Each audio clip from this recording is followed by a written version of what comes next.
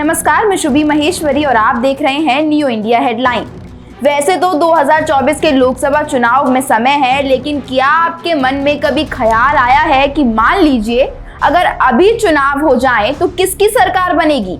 इस सवाल का जवाब तो हमारे पास भी नहीं है और ना ही देश की जनता के पास है, क्योंकि सच्चाई ये है कि अभी तक चुनाव नहीं हुए हैं, तो इसका संदर्भ में जवाब मिले इसकी कोई संभावना नहीं है।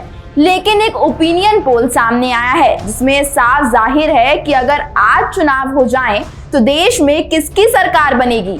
तो आज हम आपको विस्तार से बताते हैं कि अगर आज लोकसभा के चुनाव होते हैं तो किसकी सरकार बनेगी। सबसे पहले यूपी की बात करते हैं। यूपी में लोकसभा की 80 सीटें हैं।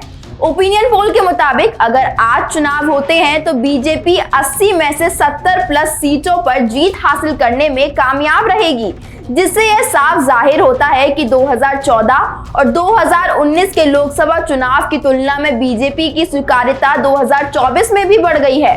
वहीं अगर दूसरे दलों की बात करें तो अखिलेश यादव की पार्टी और कांग्रेस के खाते में दो सीटें जा सकती हैं।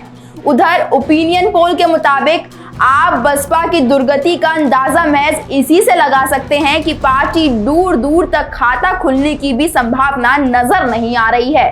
वहीं अगर विगत लोकसभा चुनाव में इन दलों की चुनावी स्थिति की बात करें तो बीजेपी ने 80 लोकसभा सीटों में से 56 सीटों पर जीत हासिल की थी।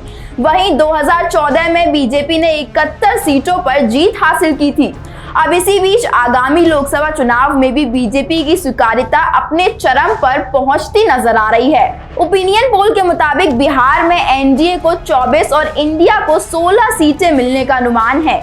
यहाँ लोकसभा की कुल 40 सीटें हैं। पार्टी के आधार पर बात करें तो सर्वे के अनुसार 2019 के मुकाबले बिहार एनडीए को 13 सीटों की कमी के साथ भारी नुकसान होता दिख रहा है, लेकिन बीजेपी को पहले के 17 सीटों के मुकाबले 20 सीटें मिलती नजर आ रही हैं। वहीं जेडीयू को 7, आरजेडी को 7 और कांग्रेस को 2 सीटें मिल सकती हैं। राजस्थान में लोकसभा की 25 सीटें हैं। ओपिनियन पोल के नतीजे बताते हैं कि एनडीए 19 में से 22 सीटें जीतकर क्लीन स्वीप करेगी, जबकि इंडिया गठबंधन को केवल 2 से 9 सीटें मिल सकती हैं। हालांकि 2019 के मुकाबले एनडीए को यहां 3 से 6 सीटें का नुकसान होता दिख रहा है, क्योंकि इसने यहां की सभी 25 सीटें अपने नाम की थी।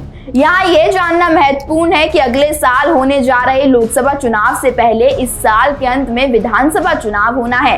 ओपिनियन पोल बताते हैं कि अगर बीजेपी और उसके गठबंधन पार्टियां चुनाव जीतती हैं तो लोकसभा चुनाव के दौरान राजस्थान में बीजेपी के फेवर में और वोट पड़ सकते हैं।